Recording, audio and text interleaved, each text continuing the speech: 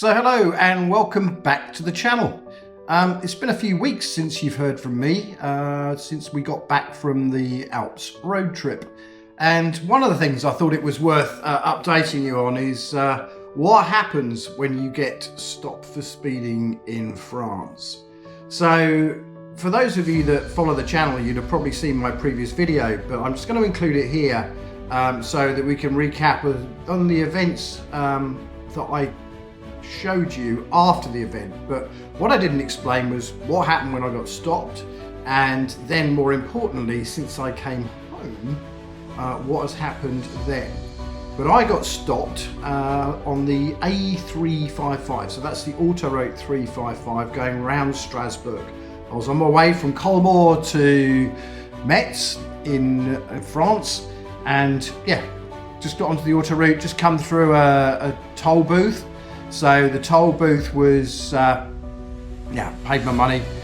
Nice fresh piece of road, and literally within a few kilometres, disaster occurred. But let's just remind ourselves of what I had to say after the event. So there we go, I'm now sat in the passenger seat. I don't know whether I'll actually post this because we need to check later on, but let's record it anyway for posterity. So I just got stopped by the gendarmes for doing 167 kilometres an hour in, unfortunately, what I thought was 130 kilometre zone. It was actually 110. So they fined me 90 euros, and they have banned me from driving in France, which is why Colin is now driving. So yes, that was not the best afternoon's work on my behalf, but hey ho, at least it happened to me and not to well, if it had been all three of us, we'd have been in real trouble, because yeah, we haven't got another two drivers.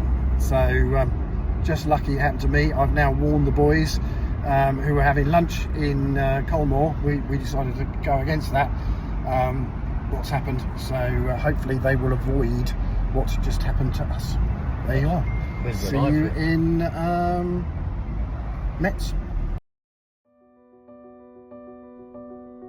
So there you go.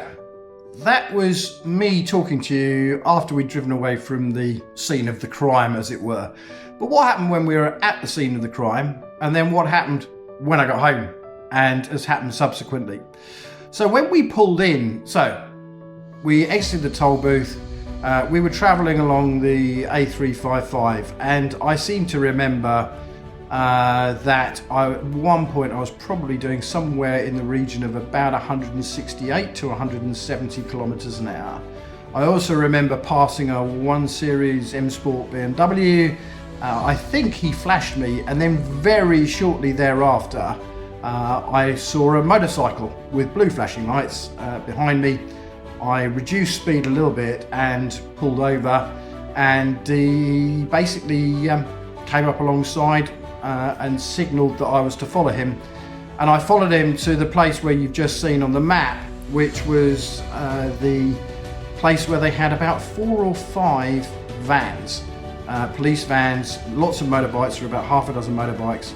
And the reason they did that was because that particular stretch of autoroute, so normally an autoroute in France is limited at 110 kilometres an hour if it is raining, but 130 kilometres an hour if it's not.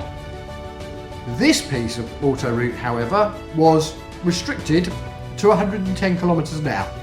I do not know why. There's no logical reason for it, no junctions or anything else. I can only think they've restricted it to 110 kilometres an hour because then that makes it the perfect speed trap and the perfect revenue generation machine. So be very, very careful on the autoroutes in France if they're restricted to 110, and actually sometimes they're restricted to 90 kilometres an hour. But anyway, I had to follow him for about 2, 3, maybe 4, 5 kilometres, I can't remember how far it was, into this area where there were lots of cars that had been stopped, lots of police vans, and the first thing he said to me was, you were speeding? And I was like, yes, quite probably. He said, yes, you were doing 160. And I said, okay. Do you have any evidence? No, we just know you were doing 160. He said, and the speed limit here is 110 kilometres. And at that point I was thinking, well, you know, that's probably not too bad, because the stuff I'd heard was if you're kind of 170, usually about 180 kilometres an hour, you're all right. But then he went, have you got a licence with you? Your licence with you? And I said, yes, of course I do. Because actually, if you don't have your licence on you in France, you can be fined up to 750 euros for not having the licence with you. And I don't know, but I don't think they would accept like a photograph of it or whatever, but you might get away with that. But you do need to have your licence with you when you are driving in France. And more about that later on. So I gave him my licence, and then he went, right, okay, so now I have your licence. You are now no longer allowed to drive in France. You are banned in France. I'm going to fine you 90 euros, and your friend here, which was Colin, who you just saw on the video, will now have to drive going forwards. Please come with me to the van and we'll fill in the paperwork. So I followed them to the van where they had another policeman, and we filled in a load of paperwork, and this is what they gave me. So it's this piece of paper here. So this is what I was given at the side of the road, and on here there's a number of things. It shows the speed limit, 110. It shows the enregistre R, which is 160, and then the retenue, which was 152. It's got my details on it. I had to sign it. They signed it.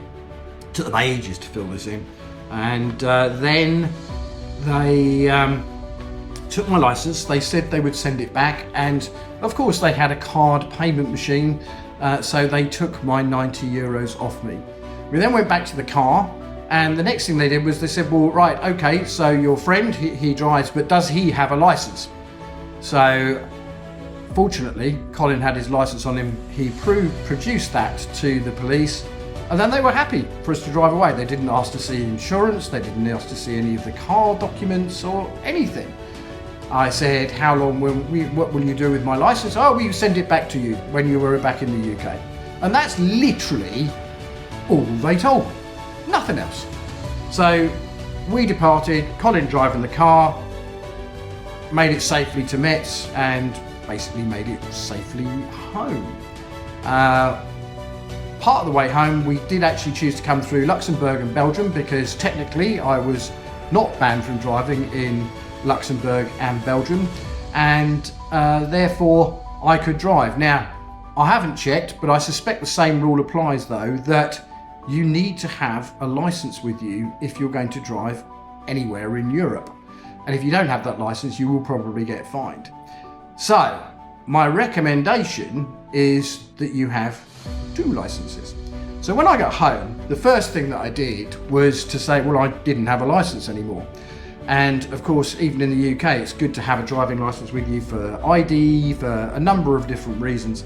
So I thought, well, I'll contact the DVLA. So I contacted the DVLA, went on to dvla.gov.uk, and I basically told them that my license was lost, because it was. I'd lost it to a French policeman. I didn't have to say the French police bit, but my license was lost. So thanks to the DVLA, very efficient these days, there we go. New license appeared literally within 3 or 4 days. So happy days, I now have a license. And one thing here is, next time I go on a road trip or I go anywhere in Europe, I'm going to take 2 of these with me. So trust me, I will tell the DVLA again next time that I have lost my license, so that I actually have 2 licenses with me. Because then, for example, if I get stopped for speeding in France and then I need to drive in Switzerland or Belgium or Luxembourg or Germany or wherever, I'm good, because I've still got my license with me and technically I'm not bad. So there we go, I got my license back, and I thought, well, I'll just need to wait, but it won't be long for the police, the French people, to send me my license back. The following week, however, there's a knock at the door with the postman, and the postman had a registered delivery letter for me. Here you go, from France. And on the back of this letter was a thing that they had to fill in and say that I'd received the letter, and then they left me to it. So I opened up the letter to see what was inside it. And inside it, I had some very official looking documents from the Minister de Interior in Strasbourg, which of course is where I was. And basically what these said was that, I had broken the speed limit and I'd been taken to court, and because I had exceeded the speed limit by more than 40 kilometers an hour. The speed limit being 110, which is what it says there. And then they took the vitesse retenue, so they took the lower speed limit, which was 152. So get this, I got banned in France for literally 42 kilometers an hour over the speed limit. So for doing 152, in the UK, would you get banned for doing what is less than 100 miles an hour on a motorway? Almost certainly not. So pretty harsh now they are in France, and clearly, anything when you're over 40 kilometers an hour is considered really bad.